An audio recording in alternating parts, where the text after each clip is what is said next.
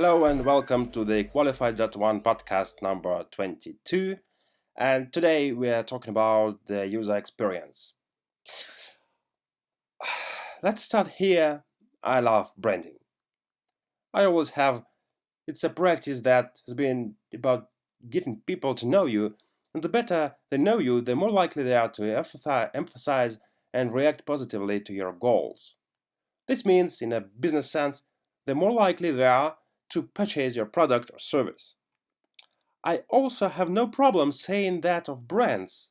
Apple is my favorite. In fact, they are the reason I got into branding and design. There was something about the feeling I got when I used my Mac that just felt different. In fact, it almost felt like, as crazy as it may sound, my Mac was made with care and consideration toward me. Their Think Different campaign also resonated.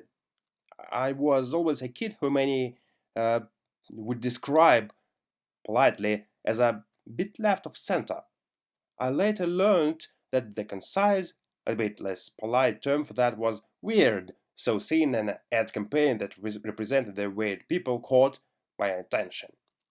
When I was uh, about 18, I got a chance to work for Apple. It was my first job, and I learned a lot about what it was that made me a fan of the brand in the first place. This time from a customer service standpoint. One of the key things I learned is that good service is about maintaining a positive experience for the customer at every step of their journey and interaction with the brand.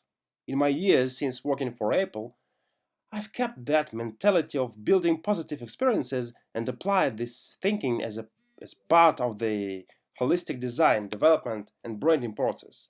As a result, I got great joy out of learning about my clients' customers, finding their pain points, and working with them to create solutions that would help them reach their goals. I am a steadfast believer that the above is also the key to great design as well. If it doesn't do what the user needs of it, then it's not good design. No matter how nice it looks.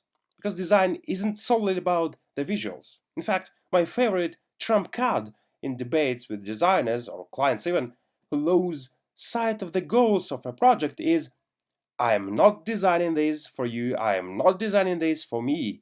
I am designing this for the person that you are trying to reach. It took a few years for me to realize that this perspective is the basis for UX as a practice. Simply put, positive experiences make people happy and create positive outcomes. This is why, in my mind, user experience is the customer service of the design world, and to that end, the most important element of branding. Because while branding has traditionally been about the brand teaching the user who they are, experience strategy and design strives to learn about the user first, so that impactful outcomes are built not only with that person in mind, but also at the table working in unison. UX is branding is UX ad infinitum. This is why a merged branding and UX mentality is more imperative than ever to develop an effective digital presence and crucial to our universally establishing a cohesive brand. However, for far too frustratingly long, companies have often perceived UX and branding as two mutually exclusive focuses. In fact, many still view branding as a solely visual component, when the truth is, branding is the experience, not the logo, typefaces, or colors used. But that's a rant for a different day. Yes, these aspects are part of the identity system of your brand. However, to segment the consideration of people's experience with your organization from its core ideals is to destabilize the foundation of the brand in the first place.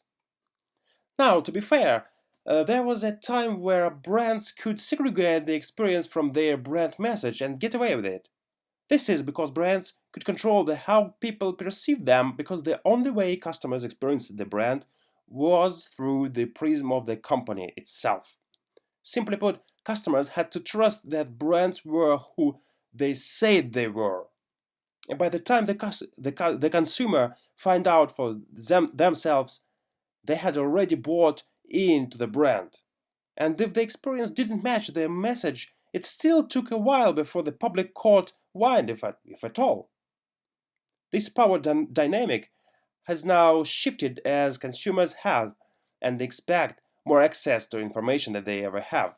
Not to mention, they are able to share their personal perceptions faster than the blink of an eye, thanks largely to social media, meaning the person in the driving seat of your brand's voice has shifted from your marketing team to your customer base, which means it no longer matters what you say about yourself, but what others say about you that will ultimately drive brand equity and acceptance.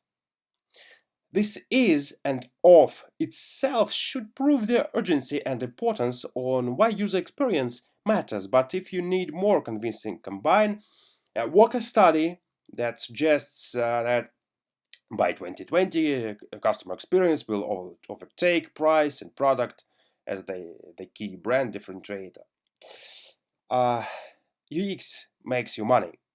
With the growing mountain of evidence that finds user experience and human-centered design thinking, improves user-focused outcomes, while also positively impacting business-centric concerns by speeding up deployment times, reducing fail rates, and boosting productivity through improved team cohesiveness. UX saves you money, as well as reports that show that every dollar you invest into UX brings a return of 9,000%. This means UX make you more money, and the case for making a UX a core part of your brand strategy should be crystal clear. Quite frankly, when considering all of the above, there is no other way around it. If you are treating UX as a feature that can be plopped in modularly or as an a la carte option that can be added in phase 2, you are doing it wrong.